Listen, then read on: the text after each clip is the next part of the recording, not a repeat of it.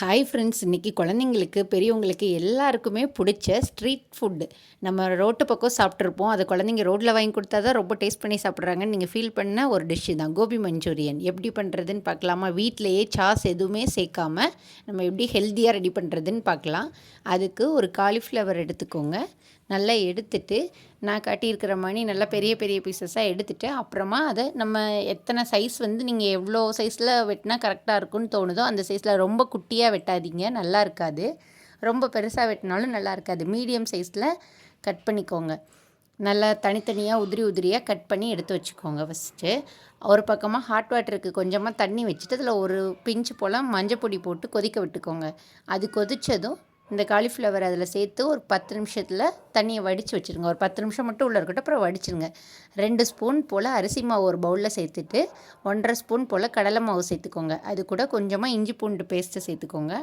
கொஞ்சமாக வத்தப்பொடி சேர்த்துட்டு அது கூடவே கொஞ்சமாக மிளகாத்தூள், கொஞ்சமாக ஜீரகத்தூள், கொஞ்சமாக உப்பு சேர்த்துட்டு கொஞ்சம் போல் பெருங்காயத்தூள், கரம் மசாலா தூள் சேர்த்துக்கோங்க. கொஞ்சமாக சேர்த்துட்டு கொஞ்சமாக ஆயில் லைட்டாக விட்டுக்கோங்க. அப்படின்னா தான் பிரியாமல் இருக்கும் மசாலா. அதுக்காண்டி ஆயில் சேர்த்துக்கிறோம். எண்ணெய் கொஞ்சமாக சேர்த்துட்டு லைட்டாக தண்ணி தெளிச்சுட்டு நல்லா அந்த மாவை ஃபஸ்ட்டு மிக்ஸ் பண்ணிக்கோங்க.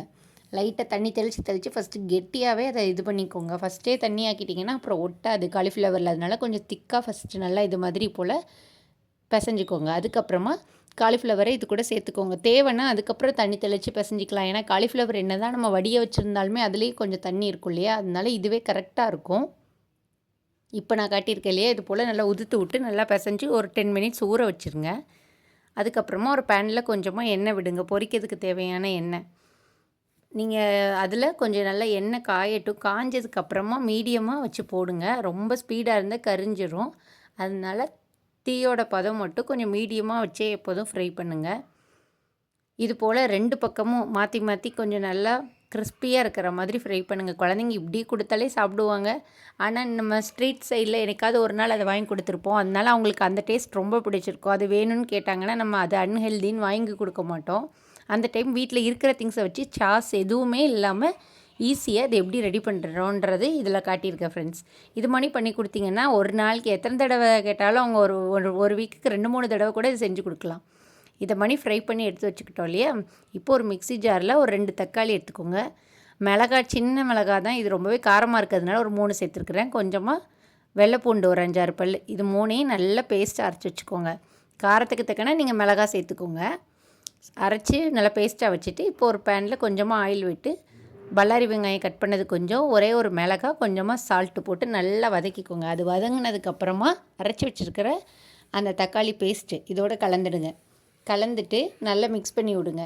மிக்ஸ் பண்ணி விட்டு அது நல்லா கொதிக்கட்டும் ஃப்ரெண்ட்ஸ். நல்லா கொதிக்கணும். இது கூட ஒரு பிஞ்சு போல் சுகர் உங்களுக்கு இனிப்பு நல்லா டேஸ்ட் இருந்தால் பிடிக்கும்னா நிறைய போடுங்க, இல்லை கம்மியாக போடுங்க. கொஞ்சமாக கார்ன்ஃப்ளவர் மாவு கரைச்சி வச்சதை இதோடு ஆட் பண்ணுங்கள். இப்போ இந்த ஸ்டேஜில் ஆட் பண்ணிங்கன்னா இப்போ கொஞ்சம் திக்கான கன்சிஸ்டன்சியில் உங்களுக்கு கிடைக்கும். அந்த பேஸ்ட்டு தண்ணியாக இல்லாமல் கொஞ்சம் திக்காக கிடைக்கும். இப்போ இருக ஆரம்பித்தோன்னே நம்ம காலிஃப்ளவர் ஃப்ரை பண்ணி வச்சுருக்கோம் இல்லையா? அதை இதில் சேர்த்துக்கோங்க. காலிஃப்ளவர் ஃப்ரை பண்ணும்போதுமே நீங்கள் அதில் ஃபுட் கலர் எதுவுமே சேர்க்காமல் பண்ணிங்கன்னா ரொம்ப நல்லது. நான் எந்த ஃபுட் கலருமே சேர்க்கலை, அதனால கொஞ்சம் கலர் டிஃப்ரெண்ட்டாக இருக்குது. இப்போ அதோட கொட்டிட்டு நல்லா மிக்ஸ் பண்ணி விடுங்க. அது நல்லா சுண்டி வந்ததும் நம்ம காலிஃப்ளவரை கொட்டிட்டோம் இல்லையா? அதை நல்லா மிக்ஸ் பண்ணி விட்டுட்டு இப்போ கொத்தமல்லி தூவி இறக்குனீங்கன்னா சூப்பரான கோபி மஞ்சூரியன் ரெடி ஆயிரும். இதில் சாஸ் எதுவுமே நம்ம கெமிக்கல் ஐட்டம் எதுவுமே சேர்க்காதனால ரொம்பவே ஹெல்த்தியாக இருக்கும். கண்டிப்பாக வீட்டில் உள்ளவங்களுக்கு செஞ்சு கொடுத்துட்டு எப்படி இருந்ததுன்னு மறக்காமல் கமெண்டில் சொல்லுங்கள். நம்ம சேனலில் நிறைய பேர் பார்க்குறீங்க, சப்ஸ்கிரைப் பண்ணிவிட்டு பாருங்கள்.